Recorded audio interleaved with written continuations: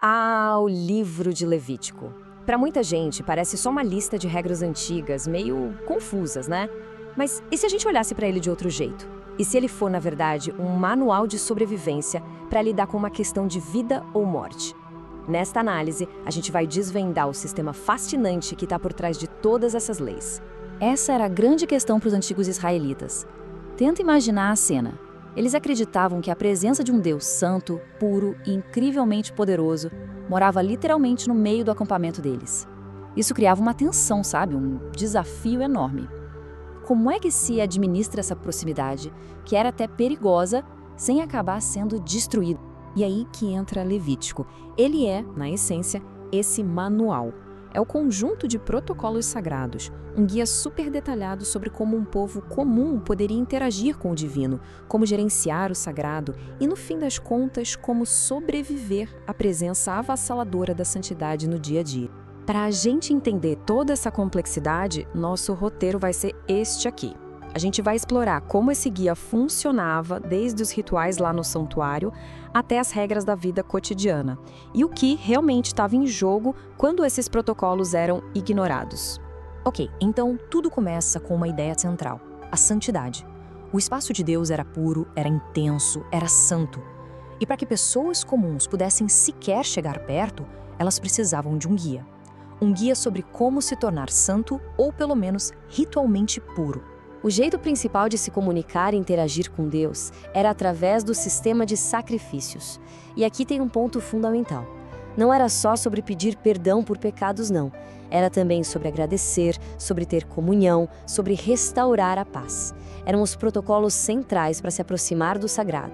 A primeira parte do livro apresenta 5 tipos principais de ofertas, e é muito legal ver como cada uma tinha um propósito bem específico. Tinha o holocausto, que era para expiação geral. Para expressar gratidão, existia a oferta de manjares. O sacrifício pacífico era literalmente uma refeição compartilhada com Deus e com a comunidade.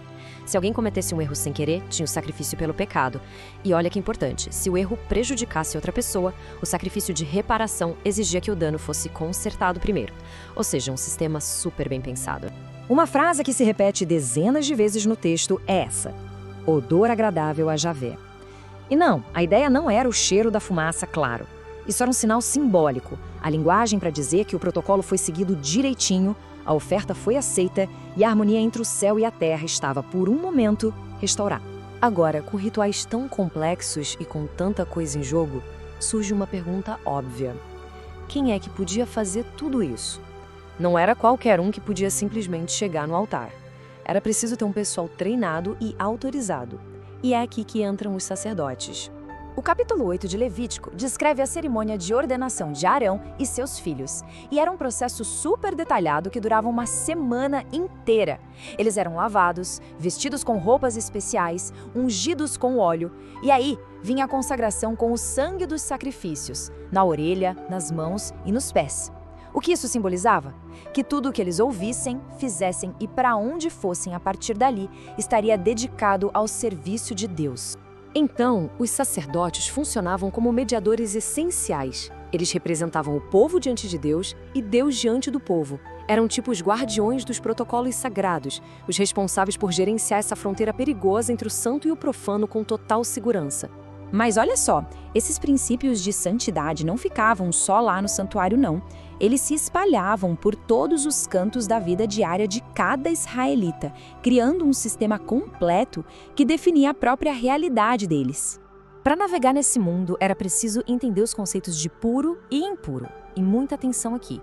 Impuro não queria dizer pecaminoso ou mal. Era mais como um estado de inaptidão ritual, sabe? Não estar na condição ideal para entrar na presença de Deus.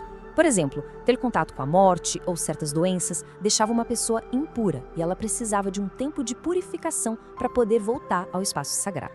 A lógica por trás dessas leis fica super clara quando a gente olha para as regras de alimentação no capítulo 11. A ideia era a ordem. Animais puros se encaixavam direitinho em suas categorias. Um animal terrestre ideal tinha o casco fendido e ruminava. Um peixe ideal tinha barbatanas e escamas. Agora, os animais que quebravam essas categorias, tipo o porco, que tem o casco fendido, mas não rumina, eles eram impuros porque representavam uma espécie de desordem.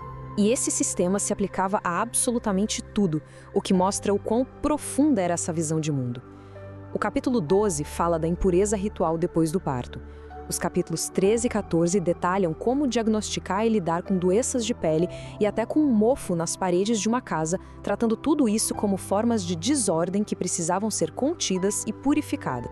Com um sistema tão detalhado e com tanto em jogo, o que acontecia quando alguém que deveria saber exatamente o que fazer simplesmente ignorava os protocolos?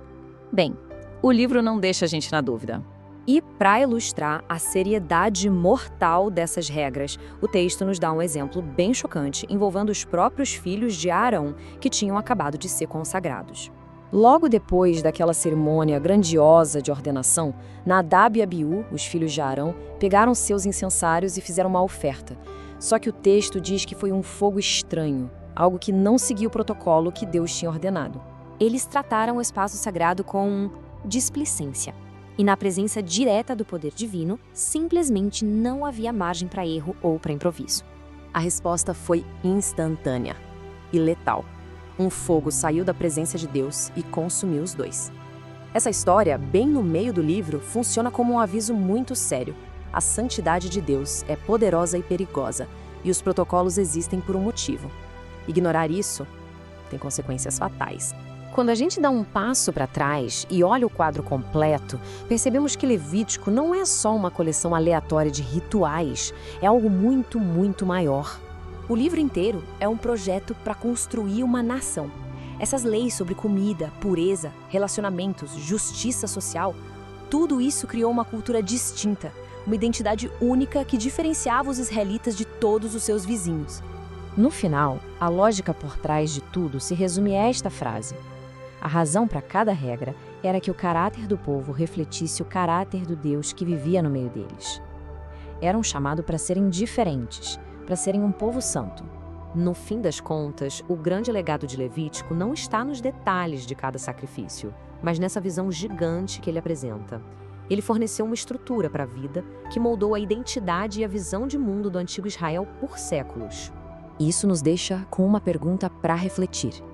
Embora os detalhes de Levítico possam parecer distantes, esse impulso humano de definir o sagrado, de criar ordem e de construir identidade por meio de regras e rituais compartilhados, isso continua sendo uma parte muito poderosa da nossa experiência. O que será que, no mundo de hoje, é considerado sagrado?